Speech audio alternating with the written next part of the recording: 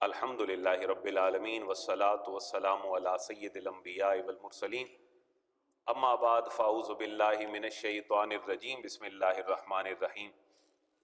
اللہ تبارک و تعالیٰ کی حمد اور اس کے حبیب کریم کی بارگاہ میں ہدیہ پیش کرنے کے بعد نہایت ہی محترم، نہایت ہی محتشم سامعین حضرات، آج کے جمعۃ المبارک سے الحمدللہ میں آغاز کرنے لگا ہوں اللہ کے نبی کی آداب زندگی، جو مجھے اور آپ کو ہر حوالے سے نفسیاتی، معاشرتی، معاشی، سیاسی ہماری تربیت اللہ کے نبی نے فرمائی، اس حوالے سے یہ موضوع انشاءاللہ چند دن چلتا رہے گا۔ اور اس کے پیچھے میرا ایجنڈا یہ تھا اور آج بھی ہے کہ اگر جمعے سے ہمارے مسلمان اپنی مذہبی رہنمائی حاصل کرتے ہیں، ہمیں مختلف سروے یہ بتاتے ہیں کہ مسلمان اپنی مذہبی رہنمائی جمعے کے خطبے سے حاصل کرتے ہیں، تو ہمارا جمعے کا خطبہ تھوڑا سا اور سادگی کے ساتھ تعلیم اور تعلم کے اس انداز میں ہونا چاہیے جو اللہ کے نبی نے اپنے صحابہ کے لیے اختیار فرمایا تھا، جس میں کوئی ایسے بڑے مسائل جو بہت بڑے انٹلیکچوئل پڑھے لکھے لوگوں کے مسائل ہیں، وہ اپنی جگہ پر بڑی اہمیت کے حامل ہیں، لیکن میرے اور آپ کی زندگی کا طریقہ جو اللہ کے نبی نے کہا ہے وہ کیا ہے؟ شاید معاشرہ اگر بچوں پہ ظلم ہونے کے بعد بچوں کے لیے کوئی تعلیمی نصاب فراہم کرنے کا آج کہہ رہا ہے معاشرہ، ریاست اور ہمارے پالیسی میکر، تو شاید بڑوں کے لیے بھی کوئی نصاب تعلیم ہونا چاہیے کہ بڑے بھی تو کل کے بچے تھے۔ تو ایک سلسلہ محدثین نے اپنی کتابوں میں رکھا ہے جس کو وہ کتاب الآداب کے نام سے یاد کرتے ہیں۔ محدثین اور فقہا کے اسلوب تحریر میں ایک بنیادی فرق ہے، وہ فرق یہ ہے کہ فقہا نے قرآن و سنت کو سامنے رکھ کر مسائل اخذ کیے ہیں، اور محدثین نے بطور ٹیکسٹ اللہ کے نبی کی حدیث اور سنت کو بیان کر دیا ہے۔ لہٰذا سارے محدثین نے، امام بخاری نے، امام مسلم نے، امام ترمذی نے، ابن ماجہ نے، امام نسائی نے، امام ابو داؤد نے، کم از کم اگر ہم سیاہ ستہ پہ رہیں جن کو اہل سنت کی 6 کتابیں کہا جاتا ہے، تو ان سارے محدثین نے ایک سلسلہ قائم کیا ہے چیپٹرز قائم کرنے کا، جس کو محدثین کتاب کہتے ہیں۔ مثلا اگر نماز کے احکامات ہیں تو وہ کہیں گے کتاب الصلاۃ، اگر روزے کے بارے میں احادیث ہیں تو وہ کیا کہیں گے؟ کتاب الصوم، اگر زکوٰۃ کے بارے میں حدیثیں ہیں تو وہ کہیں گے کتاب الحدیث، کتاب الزکوٰۃ، کتاب الحج، کتاب الوضوء، کتاب التیمم، ہر حوالے سے محدثین سب سے بڑا ٹائٹل اپنے کتابوں میں کتاب کے نام سے رکھتے ہیں۔ کتاب سے جب وہ نیچے آتے ہیں تو پھر وہ ان کو ابواب بندی میں لے آتے ہیں، باب نمبر 1، باب نمبر 2، باب نمبر 3۔ جب یہ باب بھی ہو جاتے ہیں تو پھر اس کے نیچے ہوتی ہیں فصلیں اور پھر احادیث۔ تو تمام محدثین نے یہ جو فہرست بنائی ہے، ان میں سے آج سے ہم شروع کرنے لگے ہیں کتاب الآداب۔ تو کتاب الآداب کے اندر کم از کم اگر ہم صحیح بخاری کو لیں تو کتاب الآداب کے اندر تقریباً 127 کے قریب اس کے اندر ابواب موجود ہیں، اور ہر باب کے اندر پھر مختلف احادیث مبارکہ موجود ہیں۔ تو اس اسلوب کے ساتھ ہم آگے چلیں گے، ہماری رہنمائی انشاءاللہ ہوتی رہے گی۔ اور میں نے کتاب الآغاز کا آغاز اس لیے کیا کہ ہمارے بچوں کی تربیت میں اور آپ، شاید کسی کو پتہ نہ ہو، لا علمی میں کرتا ہو، معاشرے کی روزمرہ کی ثقافتی تہذیبی یلغار اور میڈیا کے بعد شاید والدین کا یہ ذہن بن گیا ہو کہ بچے کی تربیت وہی ہوتی ہے جو ہمیں بتائی جاتی ہے، وہ کپڑے صاف پہنے، وہ اچھا کھائے، اچھا پیے۔ یہ بے شک اچھی تربیت ہے، اللہ کے نبی کا انداز کیا تھا؟ لہذا کتاب الآداب میں سب سے پہلے جو احادیث مبارکہ محدثین نے رکھی ہیں، ان میں سب سے پہلی بات یہ ہے کہ جب اللہ اولاد دے دے تو والدین کو سب سے پہلا کام کیا کرنا چاہیے؟ سب سے پہلا کام، اللہ اولاد اگر دے دے والدین کو تو پہلا کام کیا ہو؟ یہ موضوع تھوڑا سا اور پہلے بھی شروع ہو سکتا ہے، صرف ہنٹس کے طور پر، کیونکہ ہم سادگی میں اللہ کے نبی کی حدیث کو پڑھیں گے۔ وہ یہ ہے، قرآن ہمیں یہ کہہ رہا ہے اگر اولاد پیدا نہیں ہوتی تو جو والدین بڑے دماغ والے ہوتے ہیں، بڑے دل والے ہوتے ہیں، جن کی اچھی تربیت ہوئی ہوتی ہے، وہ اپنے بچوں کی اولاد سے پہلے ہی ان کی تربیت کا سامان شروع کر دیتے ہیں۔ سورہ آل عمران پوری اس بات پہ گواہی ہے کہ ابھی تک حضرت عمران اور حنا کے ہاں اولاد نہیں تھی، تو انہوں نے منت مان لی، اللہ اگر ہمیں اولاد دے گا تو ہم تیرے گھر کی خدمت اور صفائی کے لیے اس کو وقف کر دیں گے۔ یہ جب منت ہو جاتی ہے تو بچے کے بجائے پیدا ہو جاتی ہے بچی، اور حضرت مریم سلام اللہ علیہا، حضرت زینب، حضرت عمران اور حضرت حنا کے گھر حضرت مریم کے نام سے ایک اللہ ان کو اولاد دے دیتا ہے۔ اور پھر پریشانی یہ ہوتی ہے کہ بچی تو مسجد میں جا نہیں سکتی اپنے کسی خاص جوانی کے عمر کے بعد، جب اس کے لیے ایک پریسکرائبڈ پیریڈز اور ٹائم ہوتے ہیں۔ پریشانی جب لاحق ہوئی تو اللہ یہ پریشانی بھی ان کی دور کر دیتا ہے، اور اللہ فرما دیتا ہے کہ اس وقت روئے زمین پر اس عورت کے مقابلے میں کوئی مرد بھی ایسا موجود نہیں، کیونکہ یہ تو بننے والی ہے ماں ایک اس بندے کی جس کو اللہ نبوت سے سرفراز فرمائے گا۔ اور حضرت عیسیٰ سے پہلے جو نبی تشریف لائے وہ بھی کافی عرصے پہ محیط ہیں، اس وقت کوئی نبی چونکہ موجود نہیں ہے تو اللہ فرما رہا ہے اس عورت جیسا کوئی مرد بھی روئے زمین پہ موجود نہیں۔ دوسرا فیز، جب اولاد پیدا ہو جاتی ہے تو اس کے بعد بھی اچھے والدین کو، خوف خدا رکھنے والوں کو اپنی اولاد کی تربیت کے حوالے سے ان کو اچھا انسان بنانا ان کی سب سے پہلی فکر ہوتی ہے۔ یہ ہمیں بات مل رہی ہے حضرت ابراہیم خلیل اللہ کے سنت سے۔ جب ان کو حضرت اسماعیل اولاد میں ملے تو حضرت اسماعیل کو اور اپنی بیوی کو، جو ہماری ماں اماں ہاجرہ کو لے کر نکل پڑتے ہیں، اور قرآن کہہ رہا ہے کہ وادی غیر ذی زرع میں چھوڑ دیتے ہیں، جہاں پانی نہیں، زراعت نہیں، سبزہ نہیں، پھل نہیں، خوراک نہیں، اور دعا یہ کرتے ہیں ربنا، اے ہمارے رب ان کو سب سے پہلے نماز پڑھنے والا بنا دے، ان کے دلوں میں تو خوف پیدا فرما دے، پھر ساری کائنات کے لوگوں کے دل ان کی طرف متوجہ فرما دے۔ تو یہ دو قرآن کے اسلوب ہیں تربیت کے۔ نمبر 1 مثال ہے حضرت عیسیٰ علیہ السلام کی والدہ کے والدین کی، حضرت عمران اور حضرت حنا کی، حضرت عمران اور حضرت حنا کی۔ اسی وجہ سے پوری سورت کا نام ہی کیا ہے؟ سورہ آل عمران۔ تو والدین ابھی اولاد پیدا نہیں ہوئی، فکر والدین کو کیا ہے؟ اللہ اولاد دے، ہم تیرے گھر کی خدمت کے لیے ان کو وقف کر دیں گے۔ دوسرا فیز حضرت ابراہیم اور حضرت اسماعیل کا ہے کہ اولاد اللہ نے دی تو کہا کہ اب اولاد کو چھوڑ آؤ۔ کہاں چھوڑ آؤ؟ وادی غیر ذی زرع میں۔ لیکن وہ کہاں ہے؟ ان دا بیتک المکرم، اللہ تیرا جہاں گھر ہے میں اس کو وہاں پر چھوڑ کے آیا ہوں۔ یہاں بھی 2 پوائنٹ ہمیں ایک دوسرے سے ریلیٹڈ مل رہے ہیں کہ وہاں بھی مسجد کی بات تھی، حضرت ابراہیم حضرت اسماعیل اور اماں ہاجرہ کو جہاں چھوڑ کے آ رہے ہیں وہ بھی بات کس کی ہے؟ مسجد کی ہے۔ اس کے بعد تیسری مثال ہمیں یہ ملتی ہے کہ حضرت یعقوب علیہ السلام اور یہ پورا خاندان جو بنی اسرائیل کے انبیاء ہیں، جب وقت آخری آنے لگتا ہے تو یہ پوچھا جاتا ہے کہ تم کس کی عبادت کرو گے میرے بعد؟ تو جواب اولاد کی طرف سے یہ ملتا ہے کہ ہم عبادت کریں گے الہ کا و الہ آبائے کا۔ آپ پریشان نہ ہوں، آپ اللہ کے نبی تھے، آپ نے تربیت کا حق ادا کیا، ہم آپ کے پردہ فرمانے کے بعد بھی آپ کے رب کی اور آپ کے آبا کے رب کے آگے سر جھکائیں گے، ہم کسی اور کے آگے اپنا سر نہیں جھکائیں گے۔ یہاں حضرت یعقوب علیہ السلام کی پوری اولاد کا سلسلہ ہمیں شروع ہو رہا ہے، اور جب حضرت یعقوب کا آخری وقت آنے لگتا ہے تو اپنے بچوں کو اپنے سامنے بٹھا کر ان سے تربیت کی بات کرتے ہیں۔ بس میں اتنا اکتفا کروں گا قرآن میں تربیت اولاد کے حوالے سے کہ 3 فیزز تربیت اولاد کے ہمیں جو انبیاء سے مل رہے ہیں، کیونکہ بہترین انسان کائنات کے کون ہیں؟ انبیاء ہیں۔ تو بہترین انسانوں کا طریقہ انتخاب ہمیں تینوں مقامات پر قرآن کہہ رہا ہے کہ 2 مقامات مسجد کے ہیں اور ایک مرنے کے بعد بھی وراثت کی تقسیم نہیں۔ آپ قرآن کو دیکھ لیں اٹھا کے تو حضرت یعقوب علیہ السلام کی اولاد نے ان سے پراپرٹی نہیں پوچھی، اور حضرت یعقوب علیہ السلام کو بھی اپنی پراپرٹی کا اتنا فکر نہیں ہے، بلکہ یہ پوچھ رہے ہیں کہ ما تعبدون، تم کس کی عبادت کرو گے میرے بعد؟ میرا آخری وقت آ چکا ہے۔ تو جواب یہ آتا ہے کہ نعبدو الہ کا و الہ آبائے کا، ہم آپ کے الہ کی اور آپ کے آبا کے الہ کی عبادت کریں۔ یہ تینوں باتیں اپنے ذہن میں بٹھا لیں۔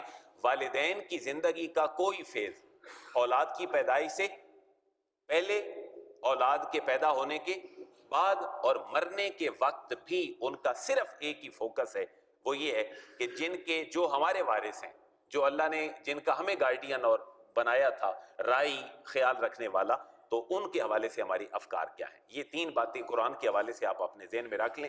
اس کے بعد ہم آداب کی طرف آتے ہیں۔ اولاد ہو جاتی ہے، اولاد کے بعد سب سے پہلا والد اور والدہ کا فرض کیا ہے کہ وہ اپنے بچے کے لیے کیا کریں؟ اللہ کے نبی کی احادیث مبارکہ میں ٹھیک ہے اذان پڑھنے کا حکم ہے، جب بچے پیدا ہوں ان کے کان میں اذان پڑھیں، سیدھے کان میں اذان پڑھی جائے، فجر کی پڑھ لیں کوئی اور پڑھ لیں، دوسرے کان میں اقامت پڑھی جائے۔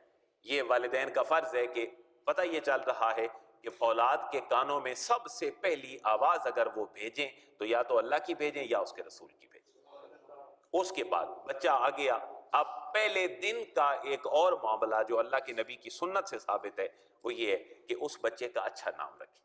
سب سے پہلا حکم اللہ کے نبی کا پہلے دن، میں جو حدیث بیان کرنے لگا ہوں وہ پہلے دن کی حدیث مبارکہ ہے جو اللہ کے نبی کی تربیت کی گئی معاملات میں ہمارے سامنے آتی ہے، اور وہ یہ ہے حدیث مبارکہ۔ حضرت انس بن مالک رضی اللہ تعالیٰ عنہ بیان فرماتے ہیں، یہاں سے پتہ چلے گا کہ گھٹی ڈالنا، جس کو اور ہم کیا کہتے ہیں اپنی زبان میں، پہلی خوراک جو بچے کے منہ میں جاتی ہے گڑتی، یا کوئی عربی میں اس کو کہتے ہیں تحنیک، تے ہے اور نون یہ اور کاف کش والا تحنیک، یعنی کہ گھٹی کا ثبوت بھی ہمیں اللہ کے نبی کی حدیث سے ملتا ہے۔ تو اذان دینے کے بعد اللہ اور اس کے رسول کا پہلا کلمہ پہنچانے کے بعد گھٹی دینا یہ بھی اللہ کے نبی کے آداب سے شامل ہے، اور نام رکھنا یہ ایک ہی حدیث ہے، اس سے ہمیں کم از کم 7 مسائل ملیں گے تاکہ بچے کے ساتھ پہلا ٹریٹ اور تعلق والدین کا کیا ہونا چاہیے۔ میں 3 باتیں پہلے کہہ چکا ہوں کہ پیدائش سے پہلے بھی اولاد کی فکر ہو، جب پیدا ہو جائے تب بھی اولاد کی فکر ہو، جب مرنے لگے تب بھی اولاد کی فکر ہو۔ اب حضرت انس بن مالک رضی اللہ تعالیٰ عنہ بیان کرتے ہیں کہ جب حضرت ابو طلحہ انصاری رضی اللہ تعالیٰ عنہ کے بیٹے عبداللہ پیدا ہوئے، ایک ایک جملہ حدیث کا ذہن میں رکھیں، ہر جملے سے ایک مسئلہ ثابت ہوتا ہے، وہ مسئلہ اب آپ لوگوں نے خود ڈسکس کرنا ہے کہ اس جملے سے مسئلہ کیا ثابت ہو رہا ہے۔ حضرت انس بن مالک فرماتے ہیں حضرت ابو طلحہ انصاری رضی اللہ تعالیٰ عنہ کے بیٹے عبداللہ پیدا ہوئے تو میں ان کو لے کر رسول اللہ کی خدمت میں حاضر ہوا۔ یہ پہلا جملہ ہے، میں ان کو لے کر رسول اللہ کی خدمت میں حاضر ہوا۔ پتہ یہ چلا کہ اولاد اگر پیدا ہو تو کسی نیک بندے کے پاس اس کو لے کر جانا یہ بھی اللہ کے نبی کے صحابہ کی سنت ہے۔ لیکن میں یہاں ایک اور جملہ ایڈ کروں گا کہ اللہ کے نبی کے برابر کا تو کوئی نیک کائنات میں ہو ہی نہیں سکتا، پھر کون یہ ذمہ داری پوری کرے بجائے اس کے کہ بچے کو اٹھا کے کسی نیک بندے کے پاس لے جائیں۔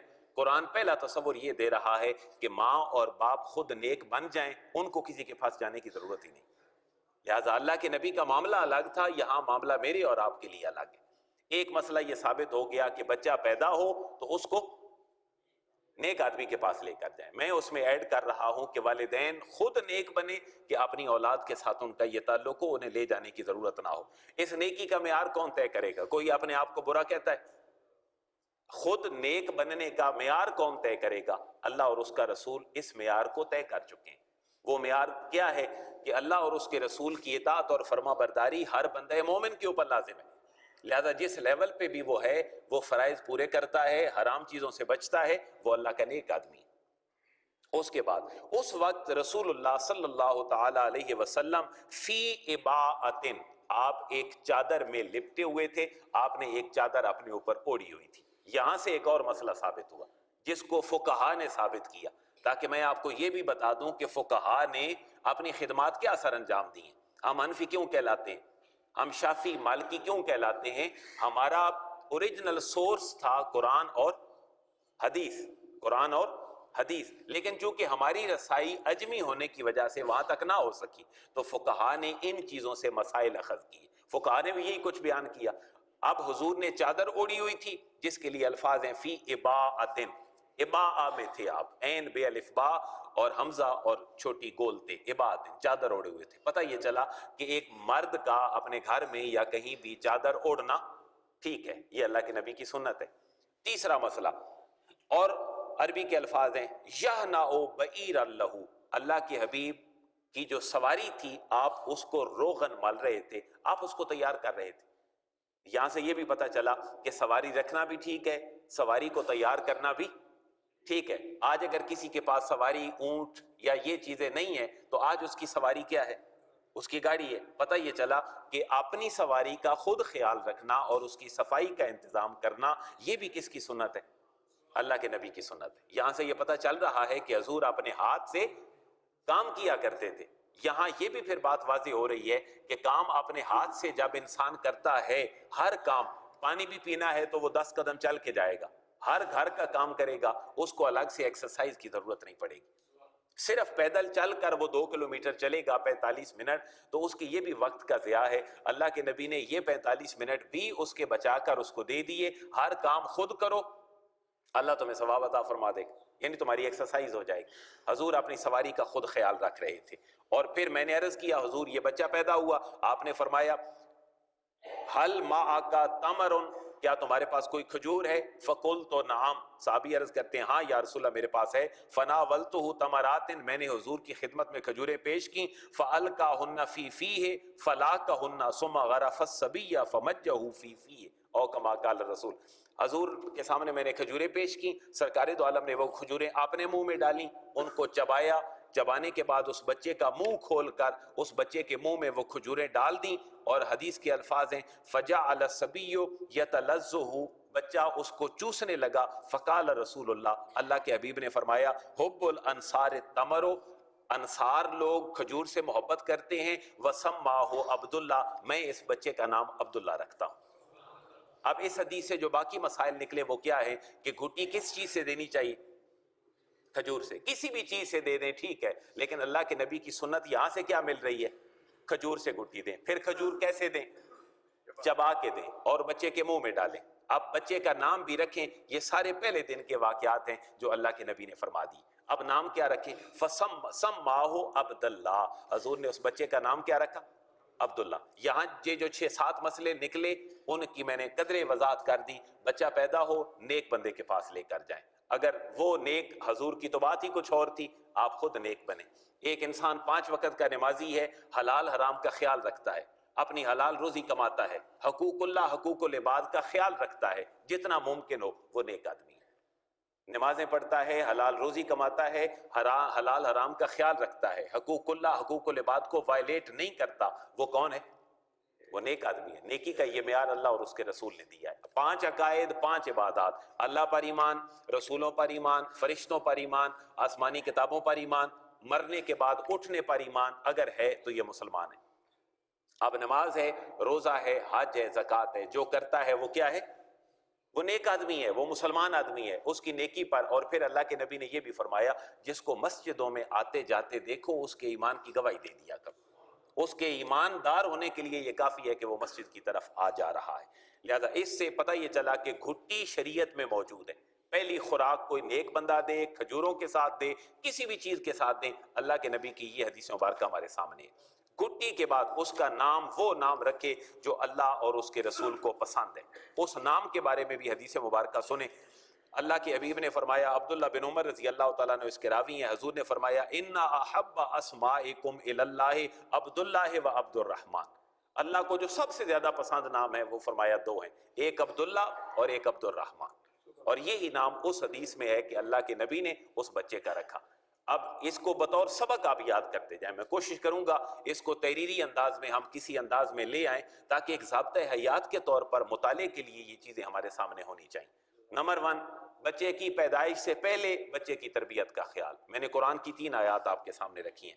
بچہ پیدا ہو جائے، اس کے کان میں اذان، اللہ رسول کا ذکر، اس کے بعد اس کی گھٹی، گھٹی کے ساتھ اس کا نام۔ ایک المیہ آج ہمارے معاشرے میں یہ بھی ہے کہ ہماری کوشش ہوتی ہے جو کسی کا نام نہیں ہے وہ میں اپنے بچے کا نام رکھ دوں، تو بڑے اوٹ پٹانگ قسم کے نام ہمارے بچوں کے عموماً رکھ دیے جاتے ہیں۔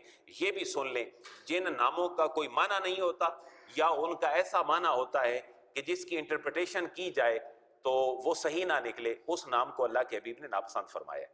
2 نام پسندیدہ، ایک عبداللہ اور دوسرا عبد الرحمن۔ جو نام ٹھیک نہیں ہے وہ راوی کہتے ہیں حضرت سمرہ بن جندب رضی اللہ تعالیٰ عنہ، وہ کہتے ہیں ہم نے اپنے ایک بچے کا اور غلام کا نام رکھا افلاح، اللہ کے حبیب نے فرمایا اس کا نام تبدیل کر دو۔ اور پھر حضور فرماتے ہیں، راوی کہتے ہیں حضور نے 4 نام ذکر فرمائے کہ یہ نام اپنے بچوں کے نہ رکھا کرو۔ نمبر 1 افلح، نمبر 2 رباح، نمبر 3 یسار، نمبر 4 نافع۔ یہ 4 نام نہ رکھا کرو۔ اس سے محدثین نے یہ اصول بنایا کہ ایسا نام جو خالق کے لیے ہے وہ مخلوق کے لیے نہیں رکھا جا سکتا۔ نافع کا معنی کیا ہے؟ نفع دینے والا۔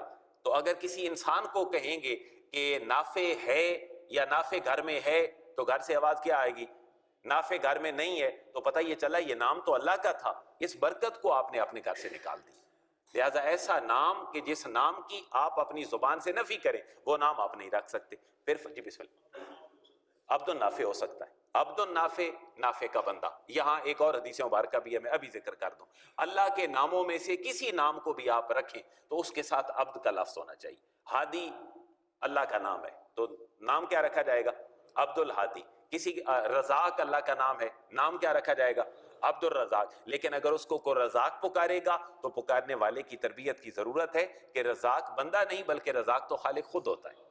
اس لیے یہ اصول دوسرا آ گیا کہ نام وہ نہ رکھیں کہ جس کی آپ اپنی زبان سے نفی کریں۔ یسار کا معنی ہے آسانی، یسر سے نکلا ہے، ان مع العسر یسرا، ہر تنگی کے ساتھ آسانی ہے۔ اب کسی کا نام ہے یسار، ایک بندے نے پوچھا یسار گھر میں ہے، انہوں نے کیا کہا؟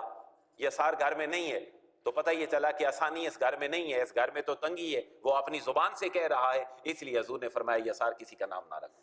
افلح کا معنی ہے سب سے زیادہ فلاح پانے والا۔ اب کسی کا نام ہو افلح، افلح کدھر ہے؟ افلح ادھر نہیں ہے، فلاح پانے والا، تو انسان ایک خیر کی اپنی ذات سے خود نفی کر رہا ہے۔ لہذا اس نام کو حضور نے فرمایا نہ رکھو۔ میں نے 4 نام عرض کر دیے۔ اور رباح کا معنی ہے ربح، نفع کا معنی، کیا رباح ہے اس گھر میں کو نفع اور خیر ہے؟ جی نہیں ہے، تو آپ نے اپنے منہ سے اس کی نفی کر دی۔ تو اللہ کے نبی نے اصول بتایا، ایسا نام کہ جس نام کی آپ اپنی زبان سے نفی کر بیٹھے، یا وہ خالق کا نام ہو یا اپنے بچوں کا نام نہ رکھو۔ تو آج ہمارے ایسے نام نہیں ہونے چاہیے۔ لوگ اپنی بچیوں کے نام ملائکہ رکھتے ہیں۔ ملائکہ کس کو کہتے ہیں؟ فرشتوں کو۔ یہ فرشتوں کا نام کوئی بھی رکھیں گے وہ ہو جائے گا۔ موبائل کو موبائل کس نے کہا؟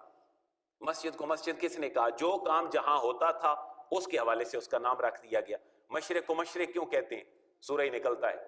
مغرب کو مغرب کیوں کہتے ہیں؟ سورج غروب ہوتا ہے۔ اسی طرح ہر چیز کا نام، مسجد کو مسجد کیوں کہتے ہیں؟ یہاں سجدہ ہوتا ہے، تو جو کام ہوتا ہے اس کے مطابق نام رکھا جائے۔ لیکن ملائکہ کسی کا نام رکھیں گے جس کا معنی فرشتہ ہے تو کیا مراد ہوگی؟ اس لیے حضور نے بعض روایات میں ہے جبریل بھی کسی کا نام نہ رکھا جائے۔ لوگوں کا نام جبریل ہوتا ہے لیکن جبریل نام نہیں ہونا چاہیے۔ جبریل نام کس کا ہے؟ ایک فرشتوں کے سردار کا نام ہے، وہ انسانوں کا نام نہیں ہونا چاہیے۔ اسی طرح اللہ کے نبی نے پھر اور جگہ پہ مختلف ناموں کے حوالے سے فرمایا۔ آپ نے فرمایا میرے نام پہ اپنی کنیت نہ رکھو۔ اس کے بارے میں بھی حدیث مبارکہ سنیں۔ حضرت انس رضی اللہ تعالیٰ عنہ فرماتے ہیں نادا رجل رجلا، ایک بندے نے دوسرے بندے کو صدا دی بالبقیع، جنت البقیع کے قریب کہیں جا رہے تھے، یا ابو القاسم، اے ابو القاسم۔ ایک بندے نے ایک بندے کو آواز دی اور نام کیا پکارا؟ یا ابو القاسم، اے ابو القاسم۔ تو حدیث کے الفاظ ہیں فَالْتَفَتَ إِلَيْهِ رسول اللہ، اللہ کے حبیب نے اس کی طرف توجہ کی کہ یہ مجھے بلا رہا ہے۔ فَقَالَ یا رسول اللہ انی لم آنِکَ، حضور میں آپ کو نہیں بلا رہا تھا، انما دعوت فلانا، میں نے تو فلاں بندے کو آواز دی تھی۔ فقال رسول اللہ، حضور نے فرمایا تسموا باسمی، میرے نام پہ اپنا نام رکھ لیا کرو، ولا تکنوا بکنیتی، میرے کنیت کے اوپر اپنی کنیت نہ رکھا کرو، کیونکہ ابو القاسم صرف اللہ کے نبی تھے۔ اس لیے اس حدیث کا تقاضا یہ ہے کہ کنیت ابو القاسم نہ ہو۔ لیکن محدثین نے پھر بعد میں اس حدیث مبارکہ کی اور احادیث کے ساتھ تقویت اختیار کرتے ہوئے یہ کہا کہ جب انسانی آبادی مزید بڑھتی گئی، مسلمان زیادہ ہوتے گئے، تو کسی کے بچے کا نام قاسم تھا تو اس کی کنیت پھر رکھ لینے میں حضور نے حرام نہیں فرمایا۔ حضور نے صرف یہ کہا کہ صرف اور صرف محبت کی بنا پر کہ یہ صرف ایک یونیکنیس قائم رہے، تو فرمایا میری کنیت پہ اپنی کنیت نہ رکھا کرو۔ اور اگر کو نام رکھے صرف محمد تو ادبن یہ بھی ٹھیک نہیں ہے، کیونکہ محمد نام وہ ہے جو قرآن میں اللہ نے 4 مقامات پر ذکر کیا ہے، اور اس ہستی کا نام ہے جو میرے اور آپ کی ظاہری اور باطنی پاکی کے لیے اللہ نے جن کو بھیجا ہے۔ تو ہم ان کو اپنی ناپاکی کے زبان کے ساتھ بے وضو حالت میں پکاریں گے تو یہ شایان شان نہیں ہے۔ اس لیے محمد کے ساتھ کوئی اور نام رکھے، اپنا نام رکھ لیں، کیونکہ محمد صرف کون ہے؟ جناب رسول اللہ کی ذات ہے۔ احمد صرف کون؟ جناب رسول اللہ کی ذات ہے۔ اس لیے نام رکھنے کی سب سے پہلی تربیت، اب یہ باتیں جتنی میں عرض کر رہا ہوں یہ صرف روایتی جمعے سے ہٹ کر ہم نے اپنی تربیت کا سلسلہ شروع کیا۔ آج آوازیں اٹھتی ہیں کہ نصاب ہونا چاہیے بچوں کا تاکہ بچوں کی کونسلنگ ہو، آپ کو باہر کوئی بچہ بلائے تو نہ جائیں، فلاں آدمی بلائے۔ یہ کونسلنگ ہماری مساجد سے شروع ہونی چاہیے۔ کوئی بندہ اس کے اوپر نصاب بنائے یا نہ بنائے، لیکن ایک بات پھر دیکھنے والی ہے کہ کیا بچوں کی کاؤنسلنگ ضروری ہے یا بچوں کے والدین کی کاؤنسلنگ ضروری ہے؟ نصاب میں کوئی ایسی چیزیں ہوں جو بچوں کی تربیت ہو جائیں تو والدین کی کیا ذمہ داری ہے؟ والدین کا کام صرف بچے پیدا کرنا ہے، صرف ان کے لیے کما کر لا کر ان کو ایک ویل آف فرنشڈ معاشرہ گھر دے دینا ہے؟ نہیں، سب سے پہلی تربیت گاہ بچے کی کون ہے؟ اس کی ماں ہے اور اس کا باپ ہے۔ سب سے پہلی تربیت کس کی ہونی چاہیے؟ ماں اور باپ کی، تاکہ وہ بہتر تربیت کر سکے۔ ٹیچر کا کام کیا ہے؟ سکول کا، کالج کا، یونیورسٹی کا کام کیا ہے؟ بچے کو پروفیشنل ایجوکیشن سکھا دے۔ کیوں کہ یہ ماں تو نہیں کر سکتی، باپ تو کیمسٹری اس کو نہیں پڑھا سکتا، ظاہر ہے اتنی ملٹیپل ڈائمینشن شخصیت وہ تو نہیں ہو سکتا۔ تو کالجز کس لیے بنے؟ تاکہ وہ آپ کو سائنس پڑھائیں، وہ آپ کو ٹیکنالوجی کی تعلیم دے۔ اخلاقیات آپ کو کون سکھائے گا؟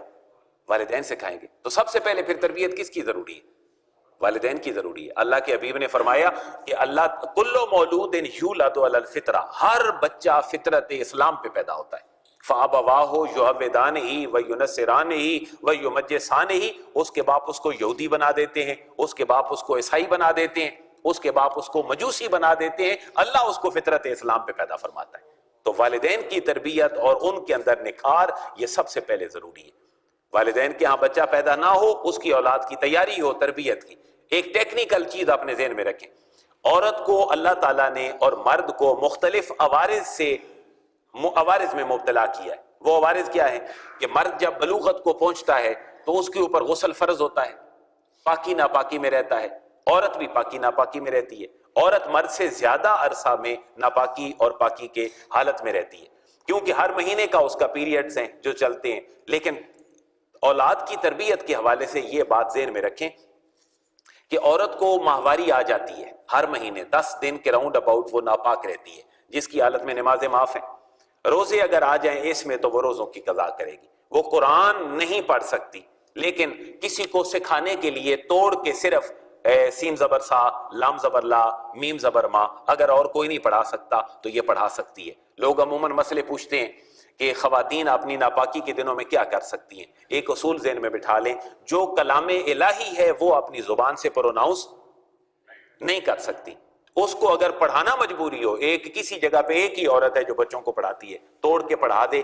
توڑ کر پڑھانا ہجے کہلائے گا، وہ اللہ کا کلام نہیں کہلائے گا۔ یہ فقہا نے اپنی کتابوں میں بڑی سراحت سے لکھا ہے۔ لیکن ٹیکنیکل جو بات میں آپ کے گوش گزار کرنا چاہتا ہوں وہ یہ ہے کہ عورت ناپاکی کے عرصے میں گزرتی رہتی ہے، اور وہ جب جوان ہوتی ہے تو شادی تک، بلکہ پریگنینسی سے پہلے تک اس کو روٹین وائز یہ مینسز اور یہ چیزیں آتی ہیں۔ لیکن اللہ ایک لمحے کے لیے بھی یہ پسند نہیں کرتا کہ میری ایک بندی کے پیٹ میں میرے نبی کا ایک امتی یا ایک عورت آئی ہے اور یہ ناپاکی کی حالت میں رہے۔ اللہ اس کے ناپاکی کے سارے سسٹم کو دور فرما دیتا ہے۔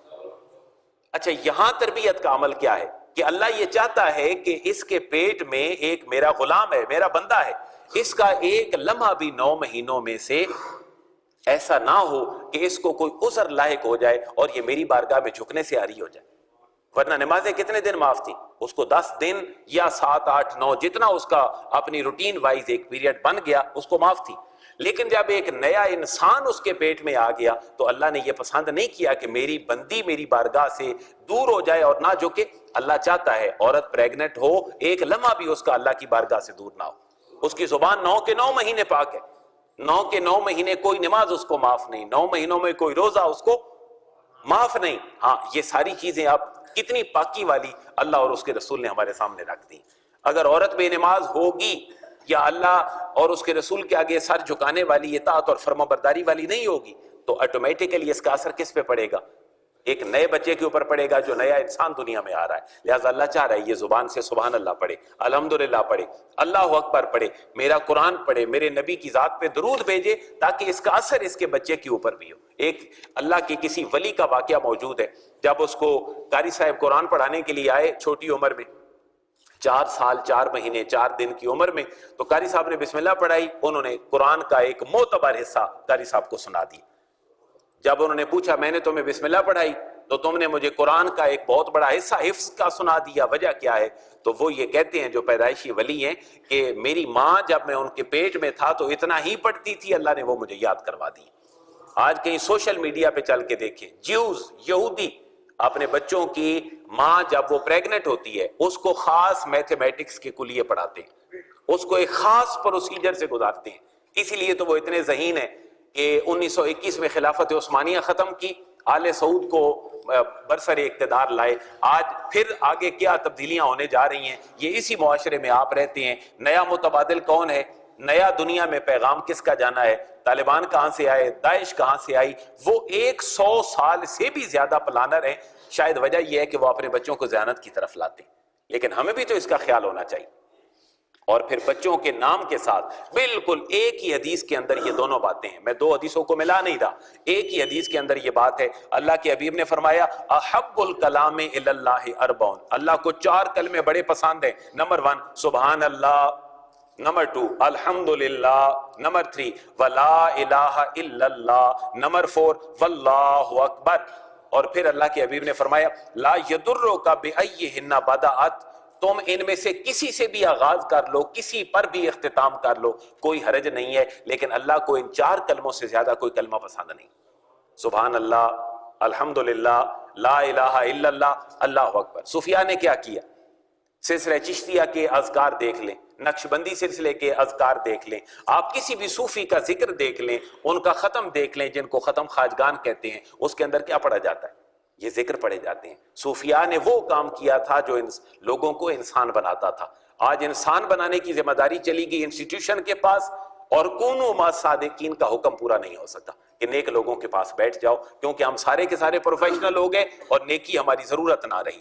پھر حضور نے اس حدیث میں یہ فرمایا کسی کا نام یسار نہ رکھو، کسی کا نام رباح نہ رکھو، کسی کا نام نجی نہ رکھو. نجی کا معنی ہے نجات پانے والا. نجی کا معنی کیا ہے، نجات پانے والا. آپ نے فرمایا اس کا نام کسی کا نہ رکھو. کیوں کہ اگر پوچھا جائے کہ نجی ہے تو آپ کہیں کہ نجی نہیں ہے، تو پھر آپ نے نجات پانے والے کی تو خود ہی نفی کر دی. اس لیے آپ ایسا نام نہ رکھو جس کو آپ اپنی زبان سے دور کرنے لگے ہو. اور اگلی تربیت، جن کے نام ٹھیک نہیں تھے اللہ کے حبیب نے ان کے نام تبدیل فرما دی. آپ کی 2 بیویاں، ہماری 2 مائیں، ان کے نام برہ تھے، لیکن اللہ کے حبیب نے ان کے ناموں کو تبدیل فرما دیا. وہ تبدیل کیا، حضرت جویریہ کا نام تھا برہ، سرکار دو عالم علیہ تحیت و ثنا نے ان کا نام تبدیل فرما دی. حضرت عمر رضی اللہ تعالیٰ عنہ، ان کی بیٹی حضرت عمر رضی اللہ تعالیٰ عنہ کی ایک صاحبزادی جن کا نام تھا آسیہ، عین الفا سعاد یہ اور ہے، الف مدہ والی آسیہ نہیں بلکہ عین الفا سعاد یہ اور ہے، آسیہ تھی، جس کا معنی ہے گناہگار ہونا. تو اللہ کے نبی نے آپ کا نام تبدیل فرمایا، اور آپ نے فرمایا غیر اسم آسیہ، آسیہ کا نام تبدیل ہونے لگا ہے. وکالت، اور آپ نے فرمایا انت جمیلہ، تو آسیہ نہیں بلکہ تو جمیلہ ہے، تو خوبصورت ہے، تو گناہگار نہیں ہے، اس لیے تم اپنا نام تبدیل کر دو. آپ نے حضرت جویریہ کا نام تبدیل کیا، جناب زینب سلام اللہ علیہ کا نام آپ نے تبدیل کیا. پتہ یہ چلا نام ہمیشہ ٹھیک رکھنا چاہیے. ان ساری حدیثوں میں جو میں نے فوکس کرنے کی کوشش کی ہے کہ نام ٹھیک رکھنا چاہیے. جو نام اللہ کو سب سے زیادہ ناپسند ہے وہ ہے جس کا ترجمہ ہے شہنشاہ. اس کو عربی میں کہا گیا مالک الاملاک، بادشاہ، اور شہنشاہ یہ نام نہیں رکھنا چاہیے. اس کے اوپر ایک پوری حدیث مبارکہ ہے. حضرت ابو ہریرہ رضی اللہ تعالیٰ عنہ نے فرمایا اللہ تبارک و تعالیٰ کی ہاں سب سے برا نام ان اخنا اسم عند اللہ رجل تسمى مالک الاملاک، اللہ کے ہاں سب سے برا نام اس بندے کا ہے جس کا نام ہو مالک الاملاک، یعنی بادشاہوں کا بادشاہ. کسی کا نام بادشاہ نہ ہو، کسی کا نام شہنشاہ نہ ہو. اس کی پھر ریزن اور علت بیان کی، وہ یہ بیان فرمائی اللہ کے ہاں قیامت کے دن سب سے زیادہ مقبوض اور خبیث نام، یہ حدیث کے الفاظ ہیں، میں اپنی طرف سے خبیث نہیں کہہ رہا. فرمایا اغیظ رجل علی اللہ یوم القیامہ، جس آدمی پر اللہ کا سب سے زیادہ غضب ہوگا، وَأَخْبَثُهُ وَأَغِيظُهُ عَلَيْهِ رَجُلٌ كَانَ يُسَمَّى مَالِكَ الْأَمْلَاكِ لَا مَالِكَ إِلَّا اللَّهِ. اس دن صرف بادشاہی اللہ کی ہوگی، کوئی مالک الاملاک نہیں چلے گا. اللہ کو قیامت والے دن سب سے ناپسندیدہ نام وہ ہوگا جس میں بہت بڑا تکبر اور کبریائی سامنے آتی ہے، اور خصوصاً اس کے الفاظ کیے ملک الاملاک. یہاں میں نے وہ بات بھی عرض کر دی جو اللہ کے نام ہیں ان کے ساتھ عبد کا لفظ لگایا جائے. عبد الرزاق، عبد القدوس، عبد الخالق، عبد الرحمن. لیکن پکارنے والا بھی یہ تہیہ کرے کہ میں نے اس کو آج کے بعد رحمان نہیں پکارنا، میں نے اس کو رزاق نہیں پکارنا، بلکہ میں کیسے پکاروں گا؟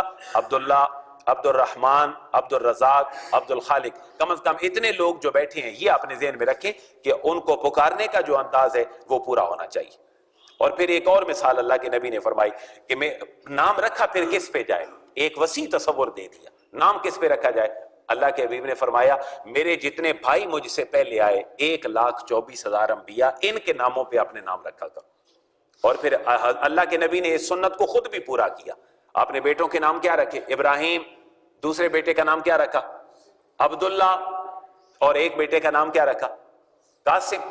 لہٰذا یہ، اور پھر یہاں پر اس حدیث مبارکہ میں 5,500 نمبر حدیث مبارکہ صحیح مسلم کی، حضرت ابو موسیٰ رضی اللہ تعالیٰ عنہ راوی ہیں، میرے ہاں ایک لڑکا پیدا ہوا، میں اس کو لے کر نبی صلی اللہ علیہ وسلم کی خدمت میں حاضر ہوا، آپ نے اس کا نام ابراہیم رکھا اور اس کے منہ میں آپ نے کھجور چبا کر دی اور اس کو گھٹی بھی آپ نے رکھی، ابراہیم نام آپ نے رکھا، آپ نے اپنے بیٹے کا نام بھی ابراہیم رکھا۔ ایک اور حدیث مبارکہ عمومی تذکرہ، نام کیسا ہو۔ ام عائشہ فرماتی ہیں ان رسول اللہ صلی اللہ علیہ وسلم کان یؤتی بالصبیان، اللہ کے حبیب کی بارگاہ میں بچے لائے جاتے، فیبرک علیہم ویہنکہم، اللہ کے حبیب ان کو بابرکت بھی فرماتے اور ان کو گھٹی بھی دیتے۔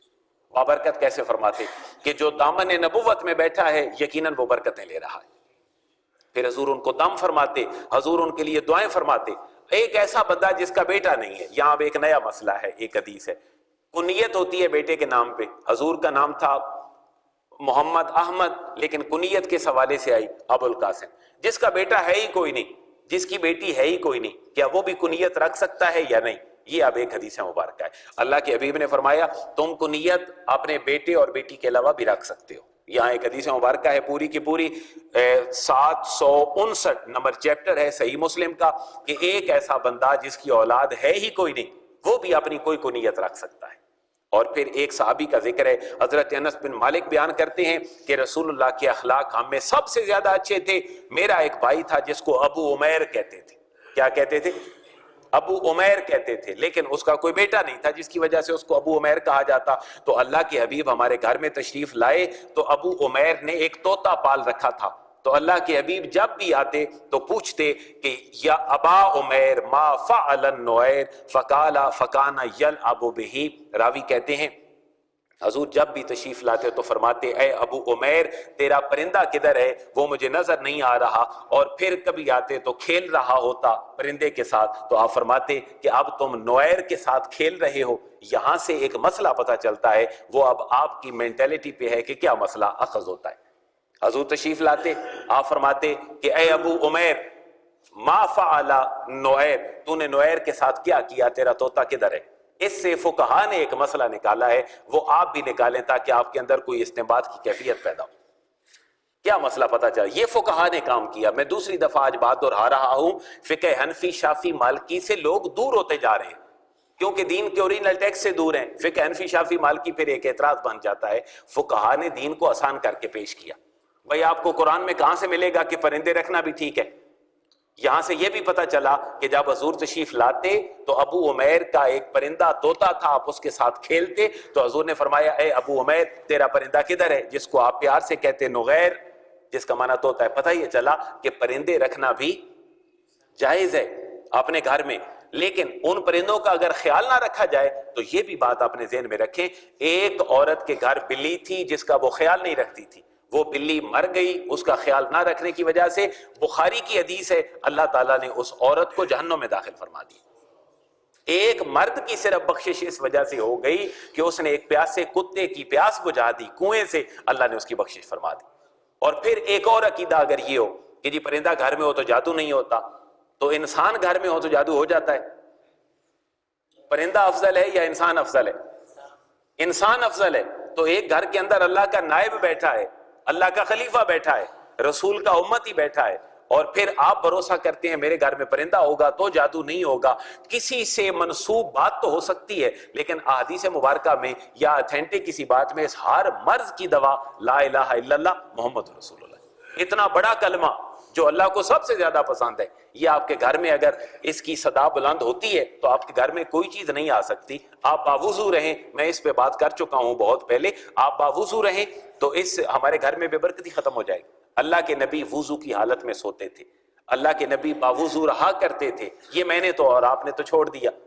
ہم کھانا لیٹ کھاتے ہیں، ہم سوتے لیٹ ہیں، ہم اٹھتے لیٹ ہیں، ہمارے گھر کی پریشانیاں بڑھ جاتی ہیں، بیماریاں بڑھ جاتی ہیں، لہٰذا ہم اگر اللہ کے نبی کی سنت کی طرف آ جائیں ہماری پریشانیاں حل ہو سکتی ہیں۔ ایک آخری حدیث اور ایڈ کر لیں کہ اولاد کی تربیت میں نیکی کو داخل کرنا 3 چیزوں کے حوالے سے۔ آپ اپنی اولاد کو کیا دے سکتے ہیں؟ نمبر 1، حضور نے فرمایا ان کو خوف خدا سکھا دو، اپنی اولاد کو خوف خدا سکھا دو۔ دوسرا فرمایا ان کو میری محبت مصطفیٰ سکھا دو۔ اور تیسری بات آپ نے فرمائی ان کو قرآن کی تعلیم سکھا دو، پھر ان کو معاشرے میں بھیج دو، یہ معاشرے کے بہترین افراد ہیں۔ اور پھر ایک حدیث یہاں سن لیں، حضرت جابر بن سمرہ رضی اللہ تعالیٰ عنہ فرماتے ہیں حضور نے فرمایا لِأَن يُؤَدِّبَ الرَّجُلُ وَلَدَهُ خَيْرٌ لَهُ أَن يَتَصَدَّقَ بِصَاعٍ۔ ایک آدمی اپنی اولاد کو کوئی بہتری کی بات سمجھا دے اللہ کی بارگاہ میں کم از کم 4 کلو کسی چیز کے صدقہ کرنے سے بہتر ہے۔ یہ ٹوٹکا نہیں ہے، یہ ترمذی کی حدیث مبارکہ ہے، کیونکہ ہم جب دیتے ہیں وہ صدقہ فطر تو کتنا دیتے ہیں؟ میرے ذہن میں نہیں ہے اس وقت جی، 2.25 تو وہ نصف سا ہوتا ہے جو ہم صدقہ دیتے ہیں، وہ فطرانہ وہ 2.25 کلو جو ہوتا ہے وہ نصف سا ہے، تو پورا سا پھر کتنے کا ہوا؟ 4.5 کلو۔ تو سا عربی میں ایک پیمانہ تھا، صاد الف سا اور عین۔ حضور نے فرمایا ایک آدمی اپنی اولاد کو ادب کی بات سکھا دے تو یہ اس کے 4.5 کلو اللہ کی بارگاہ میں صدقہ کرنے سے بہتر ہے۔ لہذا میرے بھائیوں، معاشرہ بڑی آسانی سے سنور سکتا ہے، لیکن میں اور آپ اگر ذہن بنا لیں، اور صرف ایک ذہن بنا لیں، یہ میرا میسج ہے آج آپ کے سب کے نام، ہم صرف اپنے بچوں کو اپنا بچہ سمجھتے ہیں، ہم صرف اپنی بیٹی کو اپنی بیٹی سمجھتے ہیں، ہم صرف اپنے بھائی کو اپنا بھائی سمجھتے ہیں، آج وہ بھی کوئی نہیں سمجھتا، کیونکہ سب سے زیادہ دشمنی کس کی ہوتی ہے؟ بھائی کی بھائی کے ساتھ۔ لیکن اسلام کا کتنا گلوبل تصور ہے، کتنا یونیک تصور ہے، میں گارنٹی سے ممبر رسول پہ کہہ رہا ہوں، آج یہ آخری امت جتنے سالوں کا سفر طے کر کے بھی 2017 تک پہنچی ہے، اس میں کوئی دین ایسا نہیں آیا جس نے اتنا گلوبل تصور دیا ہو۔ اور وہ تصور کیا ہے؟ تمہارا خدا ایک، تمہارا خدا ایک، تمہارا رسول ایک، تمہاری آخری کتاب آسمانی ایک، ہر مسلمان دوسرے مسلمان کا بھائی، ہر ایک کی بیٹی دوسرے کی۔ اگر یہ تصور قصور میں ہوتا اور کوئی کسی کو اپنی بیٹی سمجھتا تو کیا ایسے ہو سکتا تھا؟ پھر پتہ یہ چلا ہمارے تصورات میں خامی ہے، ہماری جو امیجنری کیفیت ہے وہ ابھی کمزور ہے اور بیمار ہے، ہمارا تخیل کمزور ہے، ہماری فکر کمزور ہے، ہمارا عقیدہ کمزور ہے۔ کیوں؟ ہر بیٹی آپ کی بیٹی ہے، ہر بیٹا آپ کا بیٹا ہے۔ مجھے بتائیں آپ تڑپ نہیں جائیں گے اس معاشرے میں کہ یہ بیٹا کیوں خراب ہو رہا ہے؟ لیکن میں پھر کہہ رہا ہوں، بار بار کہہ رہا ہوں کہ ہمارے بچے ہمارے نمازیں اکیڈمیوں میں نہیں پڑھتے، والدین کو کوئی فکر نہیں ہے، وہ پڑھیں ضرور، اکیڈمیاں پڑھیں۔ میں نے پہلا جملہ عرض کر دیا کہ آپ کو والدین نے خوف خدا سکھانا ہے، والدین نے قرآن اور توحید و رسالت سکھانا ہے، آپ کو انسٹیٹیوشن نے پروفیشنل ایجوکیشن سکھانی ہے۔ اللہ کے نبی کی بارگاہ میں جب غزوہ بدر کے کفار لائے گئے تو کیا فیصلہ ہوا کہ یہ کیا کریں گے؟ یہ پڑھا دیں گے۔ تو انہوں نے کیا پڑھایا تھا؟ توحید، رسالت، خوف خدا، کیا پڑھایا تھا؟ انہوں نے پروفیشنل ایجوکیشن دی تھی، ٹیکنیکل ایجوکیشن دی تھی، کوئی لیپ ٹاپ کا کورس نہیں کروایا تھا، لیپ ٹاپ تھے ہی نہیں۔ کیا تھا اس وقت؟ نیزہ زنی، تیر چلانا، تیراکی، یہ پروفیشنل ایجوکیشن ان کافروں سے بھی لی تھی۔ لہذا اسلام لمیٹڈ نہیں ہے، اسلام کہہ رہا ہے آپ باہر جا کر پڑھیں، لیکن یہ تو نہیں ہوتا کہ ہمارا بچہ اور ہمارا سی ایس پی آفیسر باہر جائے، نظریاتی طور پر اس کو مار کے واپس بھیج دیں، وہ اسی پاکستان کی سرحدوں کا دشمن ہو، اسی کلمے کا دشمن ہو۔ ایسی پروفیشنل ایجوکیشن تو کسی مذہب میں بھی جائز نہیں۔ لہذا میرے بھائیوں، خوف خدا بچوں کو آپ نے سکھانا ہے، محبت مصطفیٰ بچوں کو آپ نے سکھانی ہے، قرآن کی تعلیم بچوں کو آپ نے سکھانی ہے۔ اس کے لیے اٹھیں، اس کے لیے معاشرے میں اپنا کردار ادا کریں، ورنہ انسانیت اسی کنارے پہ کھڑی ہے جس کے لیے اللہ نے فرمایا تھا کہ تم آگ کے گڑھے کے کنارے پر تھے، فَأَنْقَذَكُم مِّنْهَا، میں نے اپنے نبی کو بھیج کر تمہیں اس گڑھے میں گرنے سے، آج بھی اس گڑھے میں گرنے سے اگر کوئی بچا سکتا ہے تو وہ قرآن ہے، آج بھی اس گڑھے میں گرنے سے اگر کوئی بچا سکتا ہے تو وہ میرے نبی کی حدیثیں اور سنتیں ہیں، ان کو اپنے گھروں میں رائج کر لیں۔ اللہ تعالیٰ آپ سب کو اجر عظیم عطا فرمائے۔ میں پھر ہاتھ جوڑ کے عرض کرتا ہوں، اپنی گلی میں، اپنے محلے میں خیر کی باتیں شروع کر دیں۔ اس معاشرے کو میں نے اور آپ نے سنوارنا ہے، کسی سٹیٹ نے شاید نہیں سنوارنا، یہ ہم پہ واضح ہو چکا ہے۔ اللہ ہمارے اجتماعی اور انفرادی گناہوں کو معاف فرمائے۔